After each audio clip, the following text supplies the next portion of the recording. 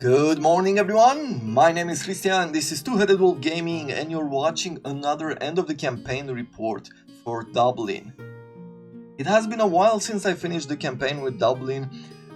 Unfortunately, it took so long because some of the information that I was trying to put together didn't seem to fit. Like when I was testing it out just to make sure that what I'm saying is right, a lot of issues started to appear, so I had to take more time to prove it to myself. At some point I lost some energy and I started a brand new campaign as Mares, trying a new economy type, which I feel like it's a lot of fun, especially since it's working.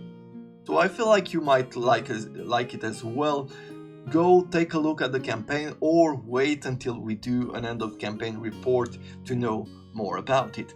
But for now, when it comes to Dyflin, what I was trying to do was to create an economy that was based on the thrall markets and the ports.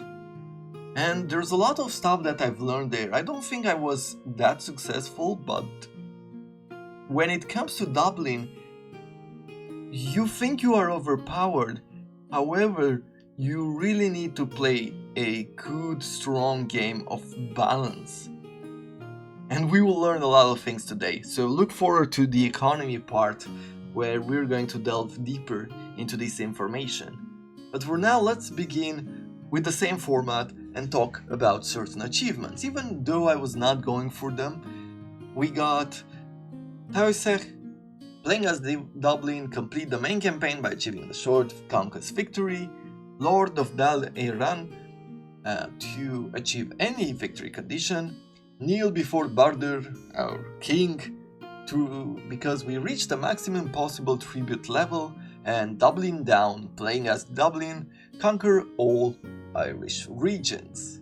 A bit more important, as per usual, or the ones that I really like, is the short and long kingdom victory, because it changes the names of our factions, and I do like that. I like the evolution of, different factions or different countries. And we started as Dyflin with our armies being immune to seasickness and high seas attrition. This is a huge bonus. It's not that much of a bonus when it comes to battles on the sea. Like, we were still bad at it, and I don't know, it feels like the naval battles are not really that balanced out. However, being immune to high seas attrition is a huge advantage, and being immune to seasickness means that you can attack from the sea and not have any kind of penalties, which comes in handy, especially in their campaign. It's useful for most of the situations, so I really like that. Then we get 25% extra income from port buildings chain, which sometimes it's useful, sometimes it isn't. Then we become Irish Vikings, which offers us extra public order, extra influence to our faction leader, and extra morale, plus the 10% extra income to all sources. And as we are used to the Norse Gaelic Sea, we get double the bonuses I mentioned earlier, with a slight increase into the income from all sources. Now, I do say that when it comes to the Total War games, we're talking a bit of behind the scenes. There's a lot of lore, a lot of history that is integrated. If there isn't history, like they don't have the sources for it to really include real history, and they create factions that are secondary, they're trying to figure out what would that faction be like according to some of the information that they do have. And I feel like it offers a lot of personality in the latest games they've created, which is the reason why I want to talk about some of the buildings that are, mostly unique, let's say, to the Viking Sea Kings, not only Dyflin in particular. And let's start with the long part. Entries in the Annals of Ulster for AD 1842 speak of the Vikings first overwintering in Ireland as a highly remarkable event, which marked the beginning of their founding of several fortified naval bases known as longports. The initial Viking forays into Ireland and its surrounding isles in the previous century were typically rapidly executed raids to extract plunder followed by fast getaways by sea. But over time, the duration of their stay were extended as they sought to take advantage of more raiding opportunities with each trip. Unlike on the British mainland, where existing structures such as old Roman forts were often commandeered as camps, in Ireland the Vikings built coastal earthwork defences from scratch, setting up camps in defensible positions such as shorelines cut off from the inland areas by rivers or other geographical features. Many of these locations were the nuclei for a string of long forts all along the Irish coastlines in the modern-day location of Waterford, Wexford, Limerick, and most important, Dublin, which became the Vikings' principal base on the island in the era of the Viking settlement. Now, isn't that cool information? I never knew how they acted in Ireland until I read this. Really makes me happy to learn more about it. But let's talk about the thrall and the thrall market. The post-Roman era slave trade was reasonably active on the British Isles by the time of the Viking raids, a remnant of the socio-political system left behind by the Romans themselves. Although the Romans never annexed Ireland specifically into their empire, they still had a commercial relationship with the island, creating a slave trade which even caused a depopulation there at the time. When the Viking kings settled, they brought with them their three-tiered stratification of society: noblemen, freemen, and thralls, which served to give the slave trade an even greater importance locally. Irish kings of the 10th century were also known to take sweats of slaves as booty for war, and undoubtedly to profit from the burgeoning local slave markets of Ireland's major ports at the time, which had been spearheaded by Viking settlements. And finally, what we have in the Isle of Man, the runestone. Although laconic in nature, runestones provide an invaluable snapshot into the Viking Age. Several of these stones monuments inscribed with the Scandinavian alphabet are found in the Isle of Man, a place with little written historical record of Vikings, but much physical evidence of their past presence. Apart from numerous burial mounds that have since been proven to be of Viking origin, many examples of runestones still survive and appear to have served a similar purpose to Celtic high crosses, memorials of the dead. Little is known about the conversion of Norse settlers to Christianity, but at some point in the 9th or 10th century, the Norse settlers in Man started burying their deceased in existing Christian cemeteries.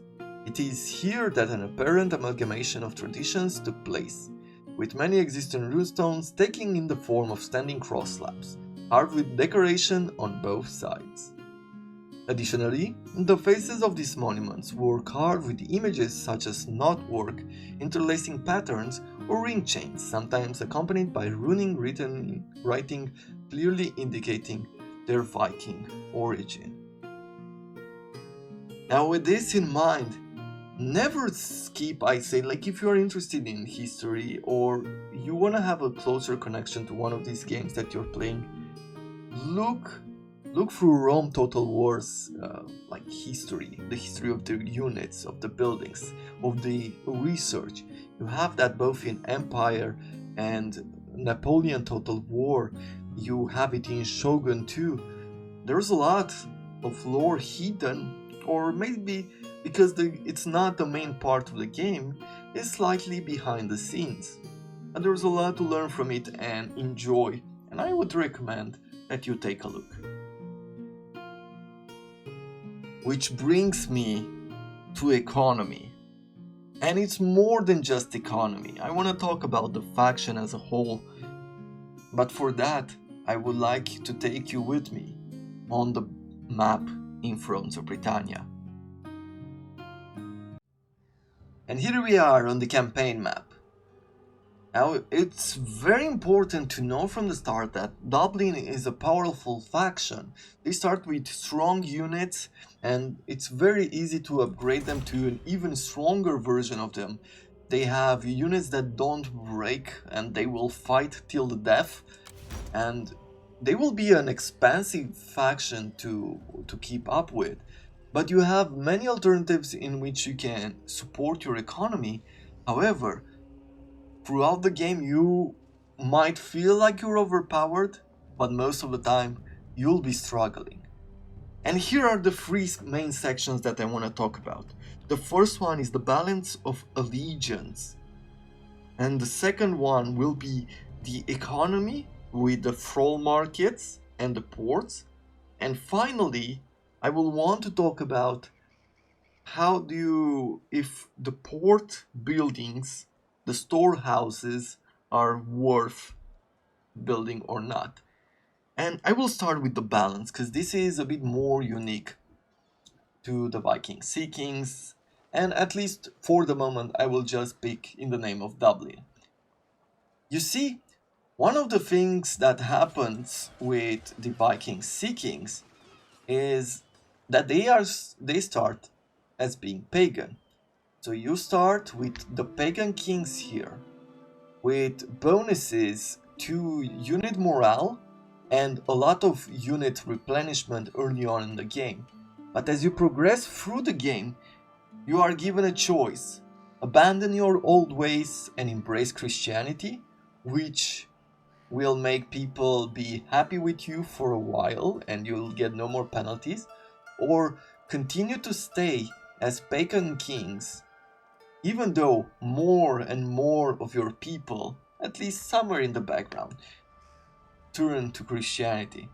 And thus you get more and more as you play along, more usurper allegiance and diplomatic penalties towards other faction, while your bonuses to unit replenishment and unit morale will decrease.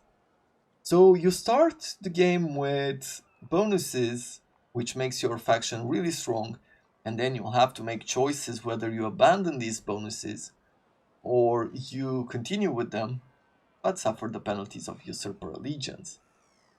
So with this in mind, I've had some problems early on with some of our generals really turning against us and making these areas really hard to control. As you can see, even now in the Isle of Man, I have Dyflin or Dyflin usurpers. Then you have over here tribute. When it comes to tribute, when you start on the neutral, you just get -10 upkeep cost. This is very easy to maintain, but if you go down, you're gonna suffer a lot of penalties. So what do you need to do? Well, mostly sacking and raiding will keep these bonus up to 100. And if you do that, you'll get +4 to faction allegiance. And if you manage to do all these, you will basically level out the Peking Kings with the tribute. So that is one thing that you need to worry about. Whether you want to change your religion or not, it will depend on what is your game. When it comes to generals though, you will get plenty of these kinds of traits. It seems it might have been just because of the difficulty level, but for me, it seemed early on that many of them got these minus to loyalties or they got usurper allegiance, and I kept having to put points into priest to level things out. So since you don't start with a lot of tribute, getting these kind of traits and having the pagan king's penalties to usurper allegiance will create many moments where you are trying to make the area stay loyal to you while, being in war with other factions and worrying constantly whether you should expand more or just sit still until the region converts. So that's that is a part of the game where you will have to balance things out on how quickly you conquer and what are you going to embrace. You have a few other alternatives as well, like if you'll have the money and the tribute, you can get new laws enacted, which provides you plus 10 to faction allegiance. You could also go ahead and get yourself like 10 influence. If you get a higher influence on your king, then you will have up to plus 8 to faction allegiance faction wide. If you're also struggling at the beginning with the faction allegiance, one important part, one important building, and since you start with this region, it's very close to you. Here, in Ardmaha, you will find the Monastery of Saint Patrick, and at level 1 he will provide plus 1 to faction allegiance, and at max level it provides you with plus 5 to faction allegiance faction wide. So even though you don't have tribute, if you don't have tribute and you don't have tribute early on in the game, and you don't have influence, because you don't have influence as a king early on in the game and you'll be using it a lot to keep your governors and your generals loyal, then go and take over this region. It will put you at war with Mid probably, and maybe some other major faction, but this is an opportunity for you to stabilize the region. So keep this in mind, put it all together, and see what opportunities you have to keep your people loyal. Now let's talk about the slave trade, the thrall markets. I thought that the thrall markets would really be the most impressive building that and probably the most impressive economy that you or that I ever had in the game. It isn't so. Multiple reasons. You see, Creative Assembly is pretty smart. They've made a really smart economy here, I feel, and it tricks you by making you think it's overpowered. But here's how it works. So thrall markets at level 1, it starts with -3 to public order, which is already a problem early on in the game. But as you upgrade it, that public order penalty goes down. It gives you 288 income from slaves. It provides you with 10% extra trade action-wide and 10% income from all sources. And this is at level 1. At level 3, you get less penalties to public order, a lot more gold from slaves, a lot more trade, and 25% income from all sources. So I looked at this and I was like, wow, this is amazing. And the only multiplier to this, to the thrall market, is up here, the slave trade. Depending on how many slaves you have, for every 1,000 slaves, you get a 10% income boost to the thrall markets. This is the only building that produces that. So this might seem pretty easy early on, like you'll get a lot of bonuses from this economy early on, but as you go through the game, you will see, and because I guess the idea is that the more you produce, the more you will sell because you're opening your markets more, but you will start to lose more and more slaves per turn, and you have to constantly keep fighting and raiding and sacking in order to keep this number up. So it's always going to be a struggle to make this building worth it. At the same time, you will be using some of these right here for expeditions. So you'll spend 2,500 for each expedition. Expeditions are like quest chain lines where you will make certain decision every few weeks, and they will provide you with different kinds of bonuses. Maybe bonuses to your income from farms, maybe you'll settle a colony. It's pretty interesting as an idea. However, you will be decreasing your economy for a while. So, okay, well, let's say that the slaves don't work. Well, we can use the rest of the bonuses, right? Well, the trade, definitely so. But what about the income from all? Well, let's take a look at how many long ports we have, because the slave market, the thrall market, you can only put them in long ports.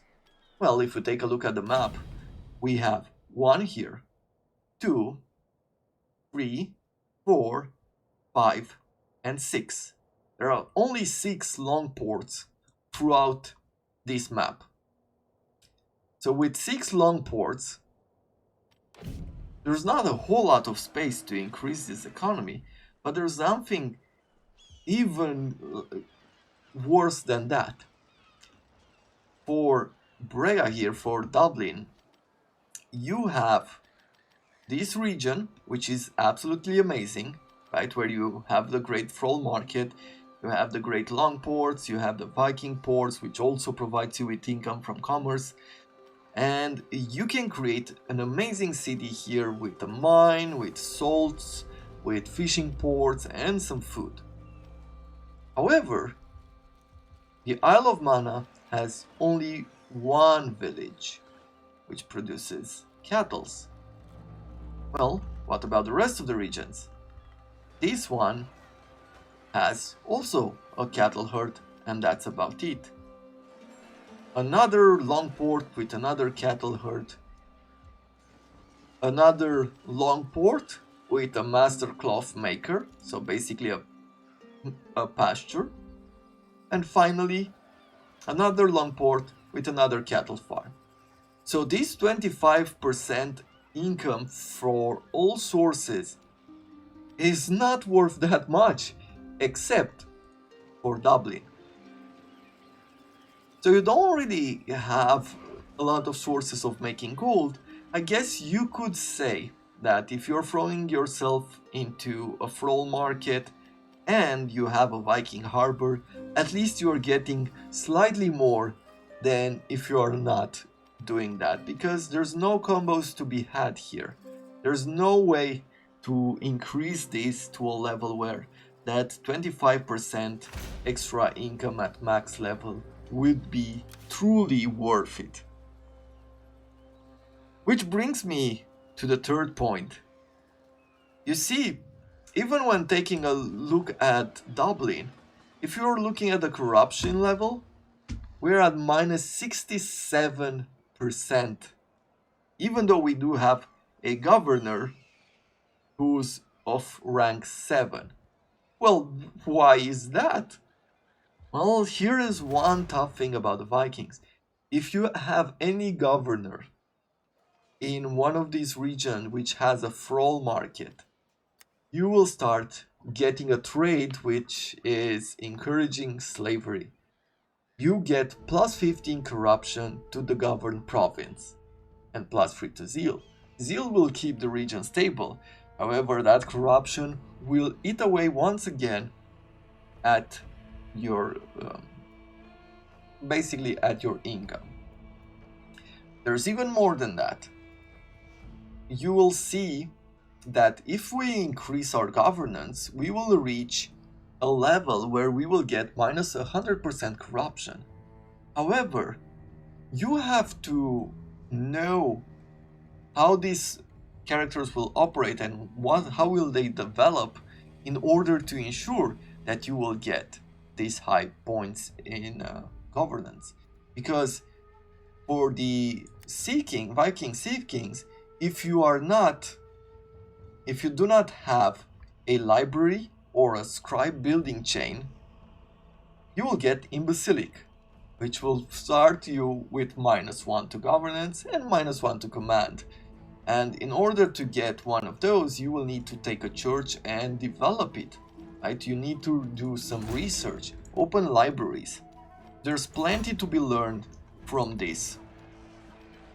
And so it is always difficult to get a really good governor here. You will get a maximum of +3 points from scribes. You will also probably be unlucky depending on difficulty. Here I had one who went insane. And with all of these put together, it's very difficult to say that it is worth to throw a governor on these regions. As I said, at the end of the day, we're not making a lot of money. We would be making a whole lot more here if we didn't have the corruption.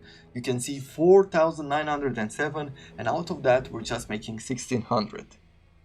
So, this faction can be absolutely amazing, and towards the end of the game, if you are careful, maybe middle to end game, you can have some of the greatest players or the greatest faction that you'll ever have in this game. However, you need to learn. And so what do I recommend? Do I recommend not having governors in these ports? To be honest, early on in the game, yes. I say don't throw them in. If you have a thrall market early on in the game, they will get this encouraged slavery a lot faster than they will get level ups, and you will lose a good portion of your income.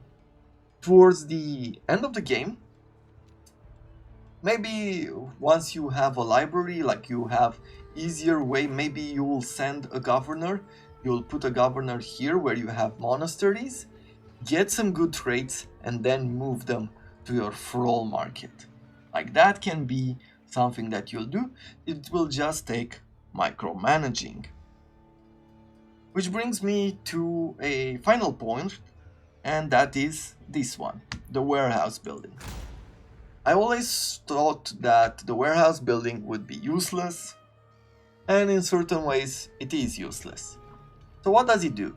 It provides bonuses to food production from port building chains in local provinces and 33% income from ports building chains. And at max level it's 60 and 100%. Well, the thing that I want to teach you about, or to tell you more about, is what type of buildings does it influences? Well, it influences the Viking port. It does have an effect on that, so it can be worth it. The great thrall market, it does not. So it is worth maybe boosting the economy for the Viking ports. Another thing that it boosts is also the fisheries. So they also provide a good bonus here when you get at max level, especially with 60% extra food from the port building chains. This is really good for fisheries. It will provide you with a good amount of food, especially as I feel like the fishing port is probably the one that offers you the most food throughout the game. And finally, is it worth throwing it when you have a simple port? No. Like you can, if you're taking a look at this region, you can throw a storehouse in here as well. It would affect the fishery, it would affect the boat heaven too. However, it will only increase the food, which is not that much, right? Like these bonuses are not that impressive. Now that is some of the information that I have discovered by playing and putting the game to the test. And I hope that you have found it useful and enjoyable, and it's going to make the gameplay better for you as you try it again and again. And I know some of you are big fans of the Thrones of Britannia, maybe some of you are just giving it a go every once in a while, but I'm hoping that this will make your whole experience better.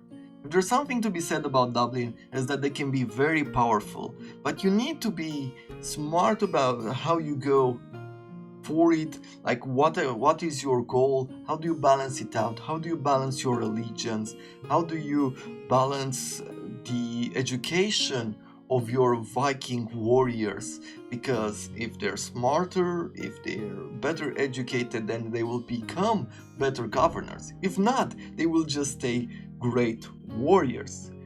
So I found that to be very impressive, useful. I know how to use now warehouses as well.